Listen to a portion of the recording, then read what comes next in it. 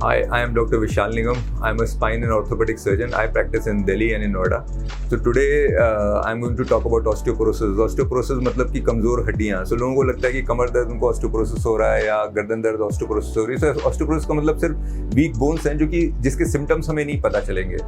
Osteoporosis हमें कैसे पता चलेगी कि हम गिरे तो हमें फ्रैक्चर हो जाएगा. तो जनरली ये समझिए कि गिरने को हम दो पार्ट्स में क्लासिफाई करते हैं. एक तो हम सिग्निफिकेंट इंजरी हुई है, मतलब कि हम कोई छत से गिरे हैं, 10 फुट की हाइट से गिरे हैं, उसमें कोई भी गिरेगा तो चोट लग जाएगी उसकी. लेकिन अगर हम लोग खड़े खड़े गिरे हैं, मैं पर्दा ठीक कर रहा था, मैं घर पे कोई काम कर रहा था, वॉशरूम में मैं स्लिप कर गया, तो कायदे से खड़ी हाइट पे गिरने से फ्रैक्चर नहीं होना चाहिए, खाली स्प्रेन होना चाहिए. पर जो लोगों के फ्रैक्चर हो जाता है तो उनमें ऑस्टियोपोरोसिस होती है, तभी वो हल्के से गिरे और उनके फ्रैक्चर हो गया. सो ऑस्टियोपोरोसिस का कंसेप्ट क्या है कि हमें बोन्स को इतना अच्छा रखना है कि कभी गलती से हम लोग खड़े हाइट से गिरे तो हमें फ्रैक्चर नहीं होगा. ऑब्वियसली छत से गिरेंगे तो आप कुछ भी कर लीजिए, आप नहीं बचेंगे, है ना. सो ट्रीटमेंट ऑस्टियोपोरोसिस का ज़रूरी है, बट उससे पहले डायग्नोसिस भी ज़रूरी है. सो ऑस्टियोपोरोसिस सबसे ज़्यादा कॉमन होती है मीनोपॉज के बाद फीमेल्स में, या मेल्स में एक एज के बाद, मे बी 60-70 ईयर्स के बाद.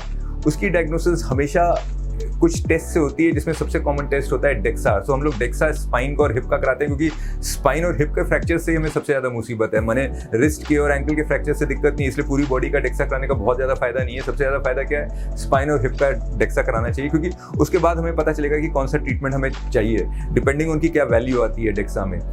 सो अगर डेक्सा में वैल्यू ज़्यादा ख़राब नहीं है, अच्छी वैल्यू है, तो हम लोग खाली कैल्शियम विटामिन डी से बोन्स को सस्टेन कर सकते हैं. बट अगर वैल्यू थोड़ी सी ख़राब है, सो टैबलेट्स आती हैं जो हम लोग डेली, वीकली, मंथली या ईयरली ले सकते हैं, जिनसे कि हम बोन्स को स्ट्रॉन्ग रख सकते हैं. इंजेक्शंस आते हैं ईयरली वाले, या हम लोग 6 मंथ्स में इंजेक्शंस भी लगा सकते हैं अगर बोन्स और वीक हैं. अगर बोन्स बहुत ज़्यादा वीक है तो डेली इंजेक्शंस भी लगते हैं. सो बेसिकली टिपिकली क्या रीडिंग आई है हमारे डेक्सा में, टी स्कोर जिसको हम कहते हैं, उसके बेसिस पे हम डिसाइड करेंगे कि टैबलेट्स चालू करनी है, कि 6 मंथ इंजेक्शंस चालू करने की, डेली इंजेक्शंस चालू करने हैं. सो अपार्ट फ्रॉम मेडिसिन और भी इंपॉर्टेंट चीज़ें होती हैं हमारे को बोन डेंसिटी को इम्प्रूव करने के लिए.